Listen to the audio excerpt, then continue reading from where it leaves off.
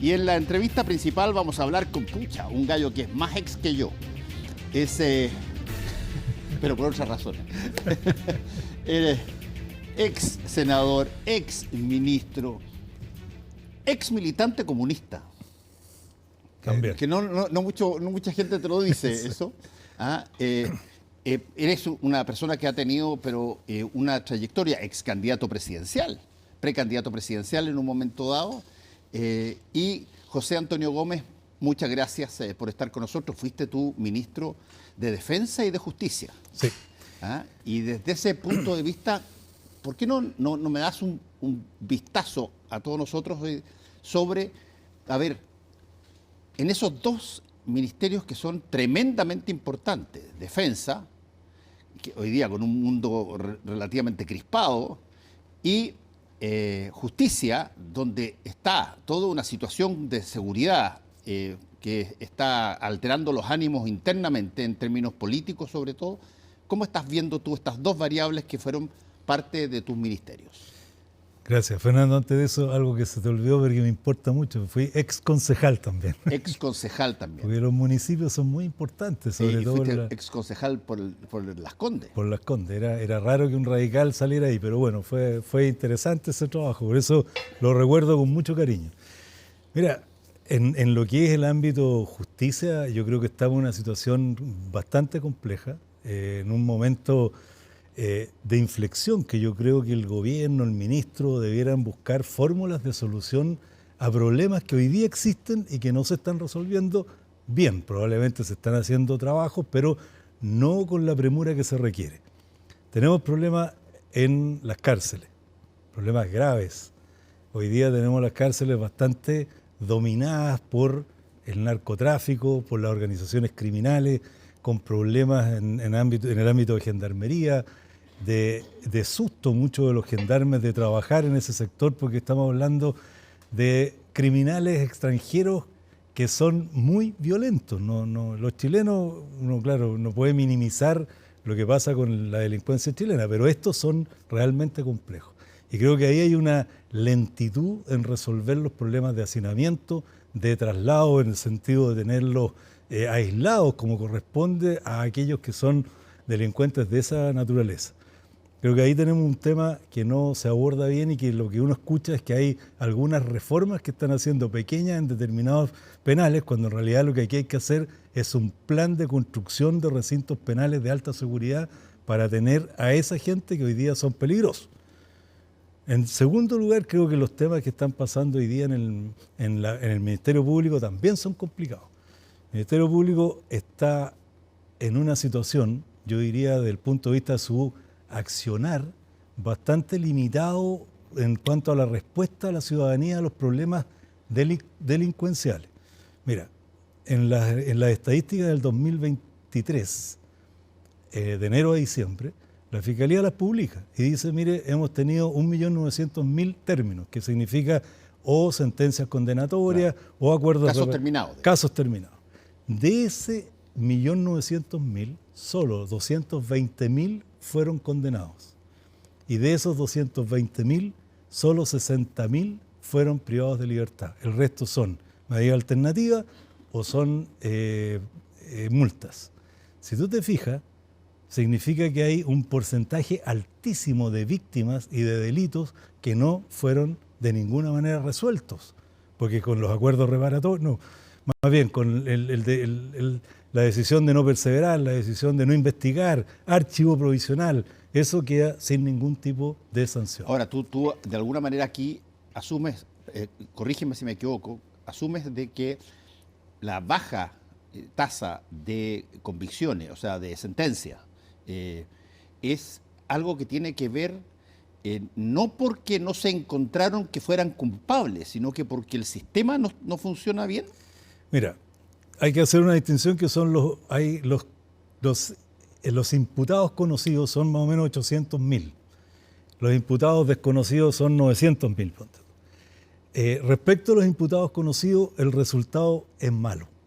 Si uno lo mira desde la perspectiva del porcentaje... Conocido significa que, de hecho, son reincidentes. Y además que tienen el nombre, los otros no se les conoce. Respecto a los que no se les conoce, no hay ninguna solución para la ciudadanía. Es decir, cuando a ti te asaltan y te preguntan quién te asaltó o dame antecedentes para investigar, la persona se siente completamente desprotegida. Entonces creo que eso es un tema que hoy día debiera analizarse con mucha fuerza. Además, hay señales de situaciones de corrupción al interior del Ministerio Público, pocas, pero hay. Acabo de leer que han asesinado a un testigo protegido. Sí. Es decir, hay demasiadas falencias que no se están abordando con la seriedad que requiere una situación como esa, en el ámbito de la Fiscalía. En el ámbito de los tribunales, bueno, tenemos otros problemas más complejos también, que hoy día, de alguna manera, la Corte Suprema está tratando de resolver las situaciones que se han conocido públicamente respecto de algunas conexiones que puedan haber entre algunos ministros y algunos privados. Creo que eso también es un tema que es necesario abordarlo, pero no como yo no estoy haciendo una crítica así dura y sin sentido, sino que creo que el país requiere y necesita un análisis profundo y buscar soluciones reales a los problemas que hoy día están enfrentados. Ahora, José Antonio, en ese sentido, solamente para tenerlo claro, si tú los viste en los dos bocetos de nueva constitución que fueron rechazados, ¿habían cambios en el sistema que de alguna manera pudieran mejorar este tipo de cosas o no, o ese tema no se tocó? No, se tocó, pero tenemos un problema. Se tocó en la primera Sí. desde la perspectiva de una izquierda extra institucional. Y por el otro lado, la derecha, cuando hizo su propia constitución, porque así fue lo que nos pasó, tampoco lo abordó con la profundidad que se requiere. Por lo tanto, yo creo que hay que ver los temas de nombramiento. Yo no sé si la solución es sacarlo del Parlamento, no sé si habría que discutirlo muy en profundidad. Por eso digo, Fernando, más allá de decir, mire, estas cosas están mal, yo llamaría a sentarse y a resolver estos temas, de verdad. Ahora, pero llamémoslo así, el escenario de un diálogo político para que se pongan de acuerdo, por lo menos en términos de la mayoría, para hacer este tipo de cambios y que estos de alguna manera tengan los votos en el Congreso, te lo voy a plantear en términos muy directos, digamos. A ver, ¿qué estímulo, qué de alguna manera incentivo tiene la oposición hoy día para darle al gobierno una cosa que seguramente, si es que sale un programa efectivo en este sentido, bueno, la ciudadanía reconoce siempre a los gobiernos cuando firman ese tipo de cosas? Tú diste en el clavo del problema que tiene la política. La política, por lo menos hoy día, cuando yo estaba era menos, pero hoy día hay una política de enfrentamiento y adversarial muy profunda. Sí. El único incentivo que puede tener un político de hacer bien las cosas es que eso va a favorecer a quien lo elige y a la opinión pública, a la gente que hoy día está viviendo estos problemas. Entonces, obviamente, tú tienes razón. ¿Por qué la oposición le va a dar un triunfo al gobierno? Entonces, en esta materia hay que ponerse de acuerdo, tomar las decisiones en común y hacerlo en común, públicamente. No soy yo el que lo gané, yo no soy yo el que lo hice, lo hicimos entre todos. O sea, Fernando, si no hay una definición clara en materia de seguridad, en serio, porque como somos bastante bipolares acá, hoy día ya se nos olvidó el tema de la delincuencia, porque estamos en otros problemas, que la lluvia, que qué sé yo, otras situaciones. Pero eso está todavía. Entonces, yo no veo ese afán y esas ganas de decir, mira, tomemos el toro por las astas, resolvámoslo y digamos las cosas de frente. Esto está mal, no corresponde, me dan porcentajes que son absolutamente revisables, por decirlo de buena palabra, que yo creo que no se puede seguir así, de verdad. Creo que es el momento en que la política y los políticos, nosotros nos pongamos de acuerdo en resolver estos problemas. Ahora, tú eres una de las personas que tuvo la posibilidad de postular como precandidato a la presidencia de la República. Estuviste en un momento dado en esa situación y, por lo tanto, entiendes lo que un presidente puede hacer y lo que le conviene hacer en determinadas maneras. ¿Esto es algo que debe ser iniciativa presidencial?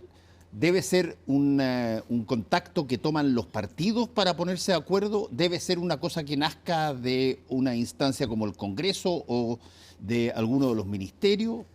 ¿Cómo lo ves? Yo creo, Fernando, que este es un país presidencialista.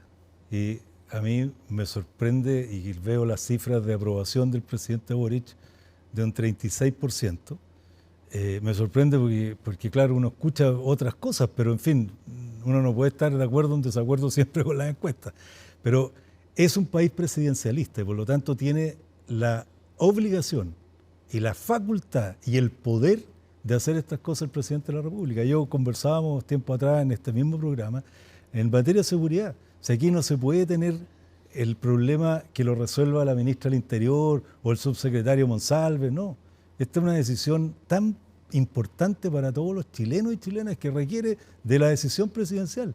Y eso significa hacer trabajar a la gente en común, a los servicios de inteligencia, mejorar las cárceles, las leyes. O sea, es todo un conjunto. Y eso solo lo puede hacer hoy día, en este mundo crispado, el presidente de la República con la voluntad de unir, no de desunir. Yo no puedo llamar a la oposición y pegarle un guascazo y después pedirle, no. Hay que buscar una forma de conversación para cambiar las cosas. Yo creo que las cosas están realmente en muy mala situación. Tú, José Antonio, eres hoy día, hace mucho tiempo, un militante del Partido Radical. Y ahí te quiero preguntar otra variable que tiene que ver con la política en términos de su evolución. Lo pasa también en su momento con el Partido Demócrata Cristiano, quizás menos que con el Partido Radical, pero con el Partido pasa probablemente con el Partido Comunista. No sé si es que ha afectado al Partido Socialista, pero de repente tú ves momentos históricos de una presencia, pero tremendamente potente de un determinado partido. 3 presidentes seguidos. Y de repente como que se te colapsa todo y se te empiezan a dividir las últimas divisiones de demócratas y amarillos que salen de partidos grandes. ¿Cuál es la visión tuya que tienes respecto de cómo se canalizan entonces las fuerzas políticas de la ciudadanía cuando los partidos están pasando probablemente uno de sus momentos donde hay menos afinidad con la ciudadanía? Hay muy poca afinidad, desgraciadamente, porque los partidos políticos debieran ser una institución que Fíjate lo que fueron, el Radical, claro, el Partido Demócrata Cristiano, el Partido Nacional en su momento por el lado de la derecha, el Partido Comunista también. También, partidos que tenían una lógica, un trabajo, pero bueno, yo creo que la sociedad ha ido cambiando toda esta forma de comunicación tan particular que hay hoy día por las redes sociales, informaciones que a veces son verdad, otras no. En fin, han ido minando esta mirada hacia lo que es la política y los partidos. En mi opinión, no hay otra forma que... Bueno, primero los partidos hoy día tienen una militancia mínima. Fíjate que están constituyendo partidos con, no sé, 20.000 personas. Entonces, la verdad que no tiene la solidez ni la contextura que tenían los partidos de antaño.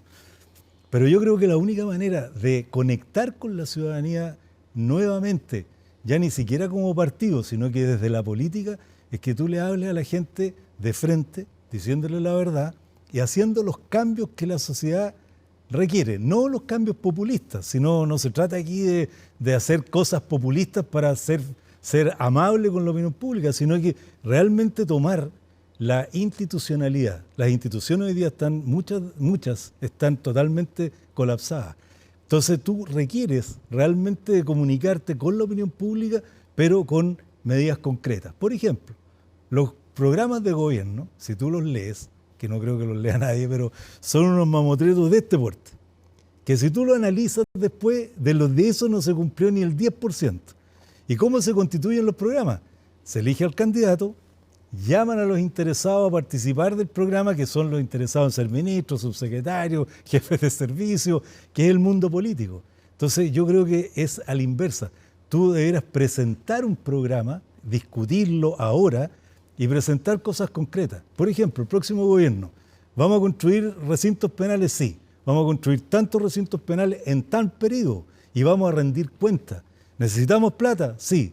Hagamos una reforma tributaria que tenga relación con eso y rindámosle cuenta a la gente cómo se gastó la plata y si se gastó o no en lo que le dijimos que se iba a gastar. O sea, hay que hacerlo de una forma bastante más directa, más, diría yo, concreta, para que la ciudadanía vuelva a tener alguna confianza en la política y en los políticos. Ahora, José Antonio, tú fuiste parte de lo que fue el momento de la concertación y de la nueva mayoría, en fin, que en su momento, después de salir de una dictadura, había muchas cosas que se veían como muy frágiles y que había que construir una serie de cosas. Y bueno, y se hicieron las cosas que se hicieron, pero hoy día, si tú te das cuenta,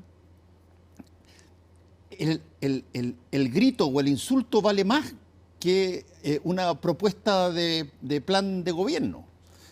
Aparecen personas que te dicen, mira, pásame el gobierno a mí y yo te extermino, qué sé yo, el 20 o 25% de toda la población para eliminar a todos los malos. Y la gente que tiene miedo y que no quiere ser víctima, porque solamente se considera víctima, no se considera que va a terminar siendo esa persona, yo voy a terminar siendo el asaltante, siempre creo que voy a ser el asaltado, encuentra cada vez más candidatos que son, llamémosla así, guardianes por la fuerza de las posibilidades del Estado. Y eso no sé qué tanto empalma con lo que son históricamente los partidos, las ideologías, los mensajes, las promesas de campaña, en fin. Es difícil porque efectivamente la gente lo que mira es las propuestas que le parecen más razonables para su situación. Es decir, si le dicen, mire, vamos a agarrar a todos los migrantes, los vamos a echar de Chile, los vamos a sacar de los hospitales, de los centros. Entonces hay un segmento muy importante de la población que siente que ahí se está perdiendo muchos recursos de Chile. Cuando no miran el otro lado, que son que mucha de esa gente, no toda, por supuesto, hay algunos que no deberían estar ahí, vienen y son profesionales que colaboran con el país, en un país que está envejeciendo, por lo tanto requiere de una migración. Pero si yo dijera, mire, voy a hacer esto con los migrantes y la delincuencia, claro, pero eso es falso, es mentira. Si eso no pasa. Cuando el expresidente Piñera dijo, se acabó la fiesta, mano dura, nunca pasó, iban a cerrar la puerta giratoria, porque desde el punto de vista del análisis de las situaciones, no se invierte lo necesario. O sea, todo se hace en Chile en chiquitito. Hablamos en chiquitito y lo hacemos en chiquitito. Si tenemos que tener un sistema robusto, tenemos que tener recursos para eso. El problema es que la gente desconfía que esos recursos se pierdan en otra cosa. Entonces, ahí está la transparencia y la posibilidad de rendir esas cuentas. Pero yo creo y espero, en este sentido creo yo que hay antecedentes históricos de que en un debate se pueda realmente plantear cosas concretas que sean correctas y que sean posibles de hacer y que tengan accountability, que se pueda decidir si cumplió o no cumplió. Fíjate que yo vengo cacareando hace bastante rato con un fenómeno que es el fenómeno que se puede denominar cómo darse cuenta de cosas que están en la etapa del embarazo noticioso. Todavía no son noticia, pero están formándose es el embrión de lo que va a pasar en el futuro. El caso más absolutamente cercano que tenemos hoy día es la alza de la luz. Algo que sabíamos que iba a pasar porque estaba calendarizado y se sabía cuándo llegaba y en qué momento había, y por lo tanto no puede ser sorpresa que esté pasando. ¿Ah? Y esa frase que quedó plasmada de esto no lo vimos venir, me parece que es la frase menos política del mundo, porque el político debiera estar preparado para mirar cosas y evaluar el entorno y empezar a apuntar a las distintas posibilidades de futuro inmediato que hay. Sin embargo, básicamente hacemos casi lo mismo, presentamos programas, buscamos recursos, vamos a pedir los votos y después las cosas se achanchan un poco. Tú fuiste ministro y probablemente viviste la experiencia de tener que gobernar a un país que es bien sensible cuando las cosas no funcionan. Sin duda, y además que esto de achancharse tiene que ver con acostumbrarse al ritmo, a la forma. Mira, yo estoy haciendo, como tengo más tiempo y tengo la posibilidad de leer, de escuchar, de estudiar, de conversar, entonces estoy revisando una serie de áreas en las cuales siempre se dice, mire, no se puede porque no hay plata, no se puede. Y la verdad es que uno puede. Mira, voy a decir algo que me van a odiar, pero en fin, yo no estoy para que me quieran tanto, pero estuve haciendo un análisis de las platas políticas, del costo que le significa al Estado la política. No en el sentido de que hay que quitarle la política a los políticos, hoy día se está discutiendo que hay que rebajar el costo por los votos, etc. Sino porque la responsabilidad de la política y de los políticos y de los partidos tiene que ver con cómo yo hago que la gente aprecie y quiera a la democracia, que permita que se vote por alguien que se le conozca, se le escuche. Y resulta que tú puedes revisar la cantidad de recursos que hay en el ámbito de la política, que se devuelven por las campañas o que se entregan a los partidos, y nadie ve ni audita qué ha pasado con eso.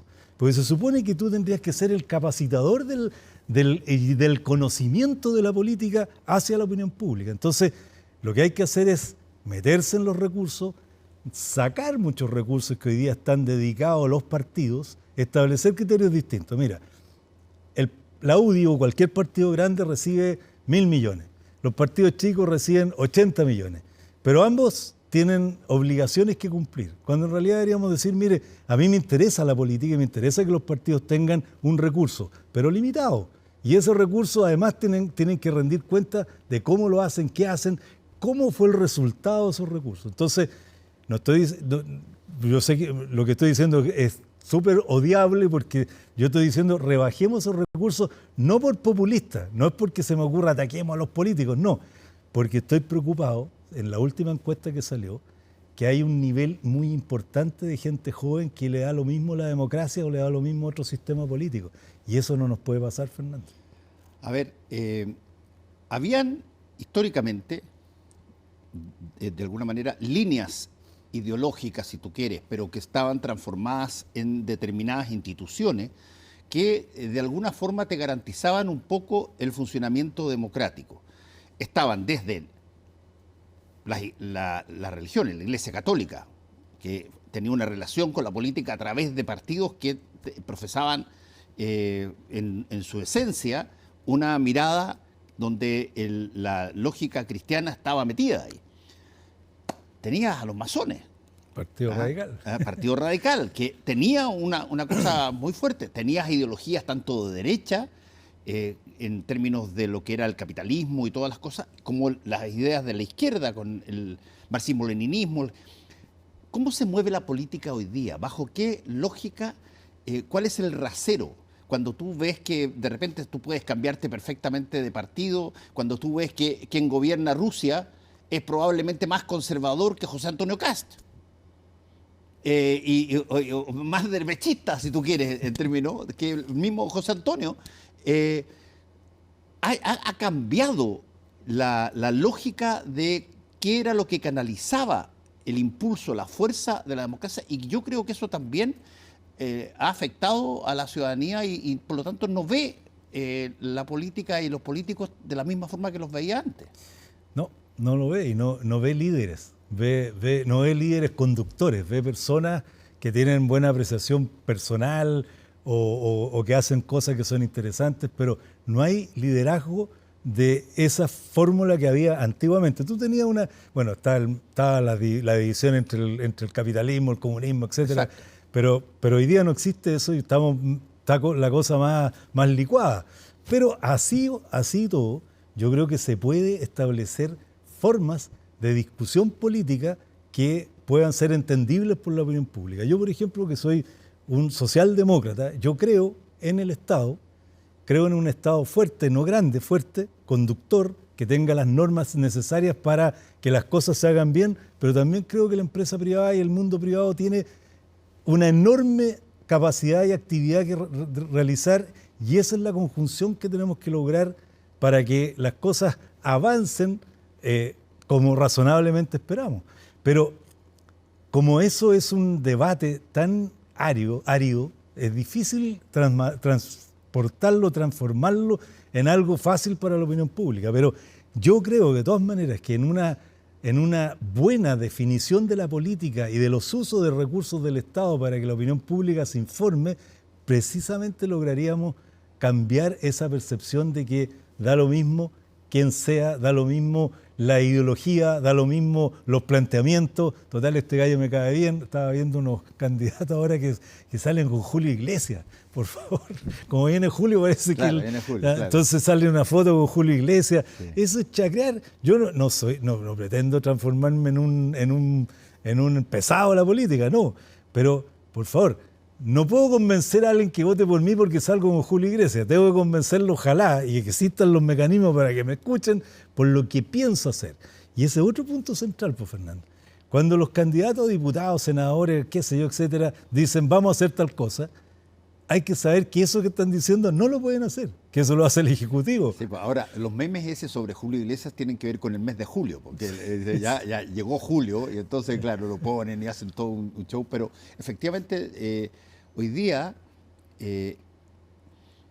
a ver, te lo voy a plantear a la inversa. Si es que algo tenían los partidos anteriormente, tanto de derecha como de izquierda o de centro, es que, voy a ponerlo en el lenguaje antiguo, formaban cuadros. Tú tenías preparación como militante en el partido, entendías qué es lo que tu partido significaba, etcétera. No era algo exclusivamente por conveniencia y que mañana podía irte a otro. Tenías una formación interna en los partidos. Tú probablemente lo viste en el Partido Radical y lo viste también en otras partes. Hoy día los partidos son más bien, tú ves que se cambian los pareceres muy rápido, queda de alguna manera una serie de pisos que sostienen a los partidos políticos, pero mira la facilidad con que se han empezado a fragmentar los partidos. Sí, se han destruido completamente, pero fíjate que hay una cosa que dijiste tú que es súper interesante, porque resulta que la razón de un partido político es obtener el poder. Al final es agruparse para lograr obtener el poder. ¿Para qué?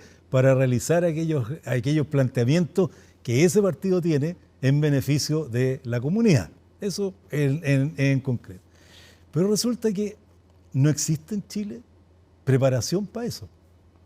O sea, ni los partidos, porque cuando tú eres militante de un partido deberían capacitarte. Si pero habían escuela de cuadros en varios partidos. Sí. Pero ahora, en este tiempo. Sí. Antes, claro, había toda una preparación ideológica, se discutía.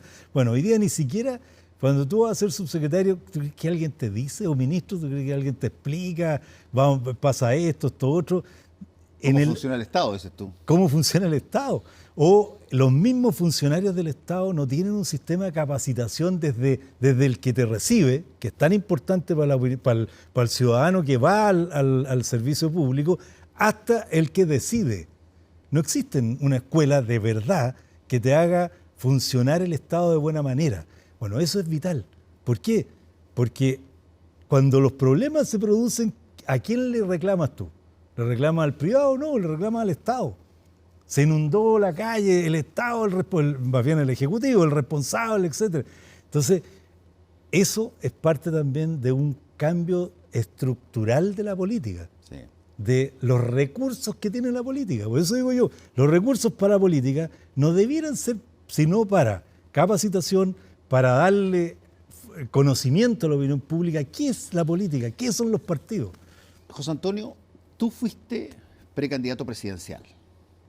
O sea, estuviste metido en la opción de llegar a ser candidato presidencial. Diríamos. Sí, no, pero estuviste. Sí. Eso se viene ahora encima y se está discutiendo hoy día en distintos partidos si es que Evelyn va a ser la candidata o no, o va a haber otro. Lo mismo pasa en el oficialismo, en la izquierda, en fin.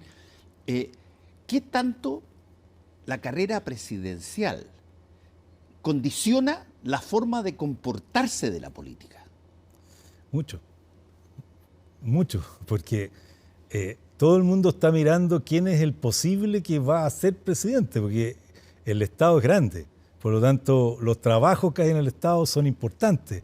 Entonces, mucho condiciona esa situación de candidatura presidencial la política, condiciona incluso las acciones que se realizan cuando tú estás en el Ejecutivo, porque al final tú tienes que cuidarte, si pretendes ser candidato, vas a tener que tener ciertos cuidados en lo que haces, en lo que dices, cómo lo haces, etc.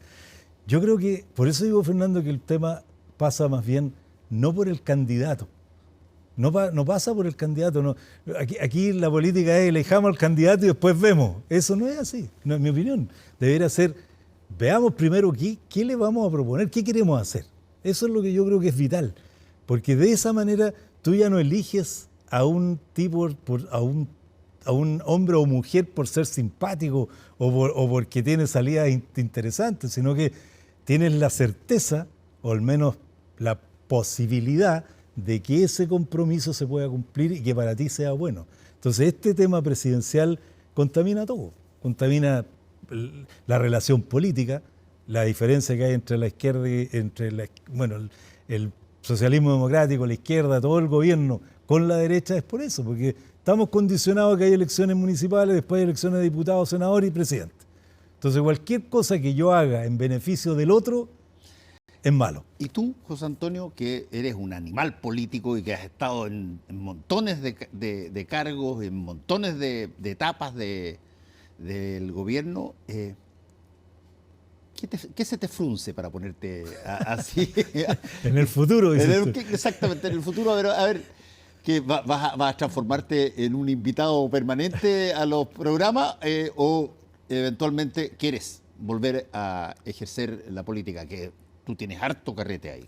No, a mí me gusta la política, creo que hay el dicho de que uno nace chicharra y muere cantando, si eso me gusta. Yo creo que la política es noble, es una cosa que realmente te permite hacer cosas buenas, cosas malas a veces, pero cosas buenas en general, y ese es el sentido, y a mí me gusta, me interesa. Y bueno, no sé qué, voy a hablar con Zulma para que me diga que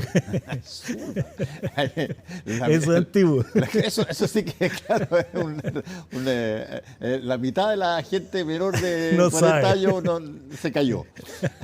Bueno, pero sin duda mi interés es político y por eso que me gusta mucho conversar contigo, porque podemos debatir sobre puntos que son en otros lados da lo mismo. Tú ves programas políticos que se insultan, es otro mundo. Yo creo que, bueno, yo ya llegué a una etapa de mi vida y de edad que estoy pensando más bien en lo que se pueda colaborar más que en cosas mías futuras, pero de todas maneras me interesa la política. Y última pregunta, y de acuerdo a eso, José Antonio, ¿quién te parecería a ti idóneo para que se presentara como candidato? No necesariamente que saliera elegido, eso lo tendrá que decidir la ciudadanía, pero que te gustaría ver como candidato o candidata. Hoy día, de lo que yo miro, sí, de lo que tú miras. No tengo una opinión así como no la tengo, porque yo creo que todavía requiere un poquito de vuelta, de trabajo, de análisis. La derecha, que está tan contenta con Evelyn, a quien conozco y le tengo aprecio, tiene su candidato probablemente bastante definido. Por otro lado, los republicanos con José Antonio Kast, no sé qué irá a pasar con los otros sectores, amarillos y demócratas, pero yo creo que nosotros, por el lado nuestro, está difícil la situación desde el punto de vista de la presentación de programas y la presentación de candidatos. ¿Y por qué? Pero yo creo que nos ha sido difícil el generar estas instancias de liderazgo nuevo. No me refiero a edad, porque antes era nuevo ser joven, hoy día está bien, los viejos tenemos alguna posibilidad de opinar, pero no nos ha dado la posibilidad porque yo creo que cada liderazgo que ha existido en este país ha sido muy aplastante. En su momento fue Frei, o Aylwin, después fue Frei, después fue Lagos, después fue Bachelet. Entonces, como que el entorno no ha logrado salir de esa factura, oposición o peso. Mira tú que están diciendo que eventualmente la expresidenta Michelle Bachelet podría ser candidata. Claro, porque yo creo que nosotros tenemos, pero bueno, primero la presidenta Bachelet tiene un valor en sí mismo, ella es una persona creíble, tiene toda una gama de cosas que uno tiene que valorar y respetar, pero es porque no hay alternativa. O sea, mira el segmento. A ver, te lo pongo, y aquí sí vamos a terminar, pero te lo voy a poner en una situación un poquito brutal. Cuando el presidente Boric gana, una de las cosas que se habló es que había un recambio generacional importante que se venía y que esta era la primera ola de ese cambio de reemplazo de los políticos mayores por la nueva generación. Pero si es que tú hicieras una encuesta hoy día, no estoy tan seguro de que les gustaría que llegaran gente más o menos de la misma edad. Ha habido una recuperación, por lo menos en la mirada de la persona con experiencia y carrera en gobierno. Y eso significa volver atrás y, claro, está José Antonio, que por cierto, Kast, que representa a republicanos y probablemente va a ser en todo lo que es Chile Vamos, probablemente también ahí hay gente que va a ser mayor, no va a salir una persona de 37 o 42 años a competir, y lo demás en los otros países. ¿Tú sientes que hubo con este gobierno una suerte de una generación que apuntaba a poner, qué sé yo, una primera piedra fuerte en el recambio generacional que eventualmente se puede traer? Yo, tiempo atrás, años atrás, conversaba con un amigo, conocido tuyo también, César Parra. Le decía, esto es un tobogán. Hoy día todo es juventud, todo es nuevo, qué sé yo, pero después va a generar una curva.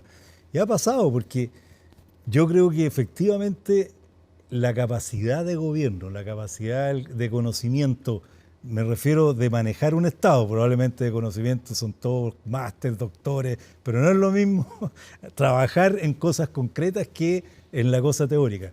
Creo que eso hizo que esta piedra y esta nueva generación que se instaló, yo creo que la opinión pública no la mira con confianza como lo hizo en su momento de elección. Yo creo que ahora viene un momento de pausa, la gente va a querer conocimiento, va a querer tranquilidad y va a querer, yo creo, propuestas claras y precisas y concretas, pero que vayan directamente a la solución de sus temas. La luz, tal como tú dices, ¿cómo no se iban a dar cuenta que íbamos a llegar a estos niveles de aumento de energía eléctrica? Es imposible no darse cuenta. Entonces, o estamos incapaces, no tenemos conocimiento, no somos capaces de analizar lo que viene. Entonces yo creo que efectivamente, Fernando, se produjo un cambio y va a venir mucha nueva postulación de antiguos y ahí la opinión pública decide. José Antonio Gómez, muchas gracias por haber estado una vez más con nosotros acá en Última Mirada. No, y muchas gracias y espero ser mucho más